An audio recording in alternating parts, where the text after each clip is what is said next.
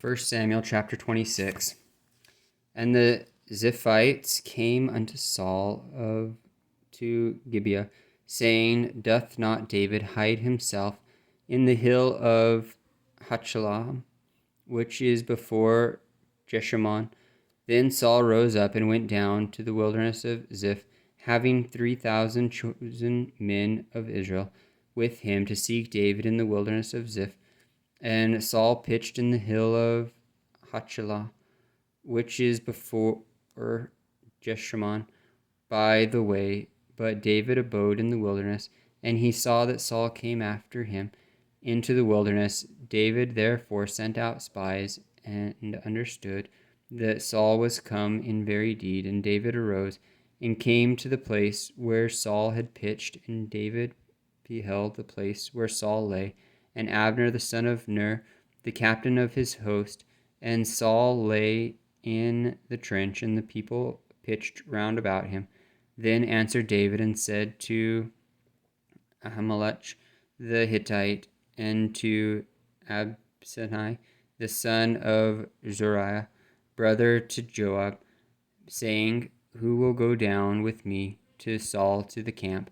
And Abishai said, I will go down with thee. So David and Abishai came to the people by night, and behold, Saul lay sleeping within the trench, and his spear stuck in the ground at his bolster. But Abner and the people lay round about him. Then said Abishai to David, God hath delivered thine enemy into thine hand this day. Now therefore let us smite him, I pray thee, with the spear, even to the earth at once, and I will not smite him the second time. And David said to Abishai, Destroy him not, for who can stretch forth his hand against the Lord's anointed and be guiltless? David said furthermore, As the Lord liveth, and the Lord shall smite him, or this day shall come to die, or he shall descend into battle and perish. The Lord forbid that I should stretch forth mine hand against the Lord's anointed. But I pray thee, take thou now the spear that is in his bolster, and the cruse of water, and let us go.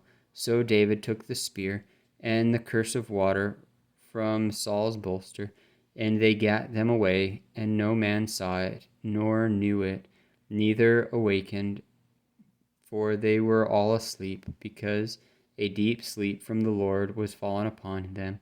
Then David went out to the other side, and stood on the top of an hill afar off, a great space being between them. And David cried to the people, and to Abner the son of Ner, saying, Answerest thou not, Abner? Then Abner answered and said, Who art thou that criest to the king? And David said to Abner, Art not thou a valiant man? And who is like thee in Israel?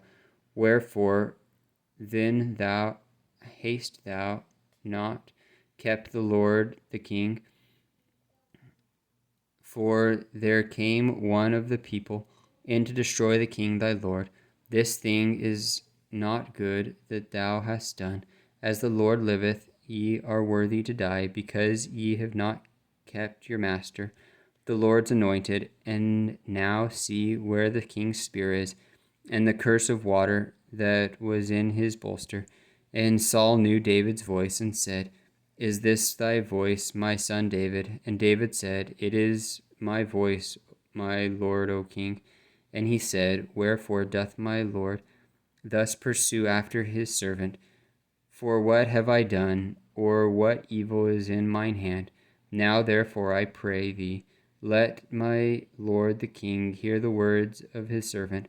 If the Lord have stirred thee up against me, let him accept an offering. But if they be the children of men, cursed be they before the Lord, for they have driven me out this day from abiding in the inheritance of the Lord, saying, Go serve other gods. Now therefore let not my blood fall to the earth before the face of the Lord, For the king of Israel is come out to seek a flea, as when one doth hunt a partridge in the mountains.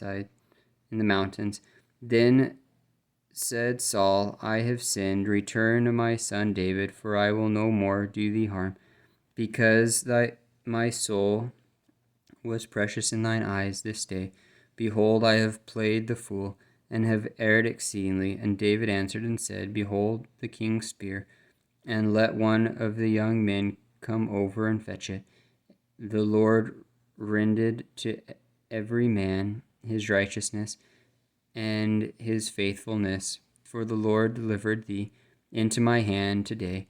But I will not stretch forth mine hand against the Lord's anointed.